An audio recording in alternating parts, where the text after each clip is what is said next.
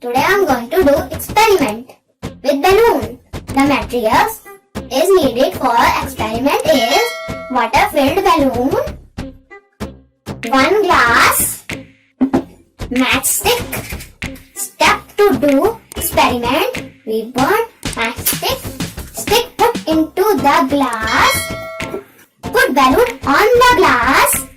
You will see balloon comes down in the glass.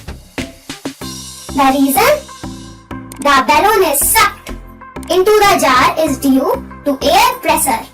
When the burning matchstick heated, it creates hot air which escapes around the balloon.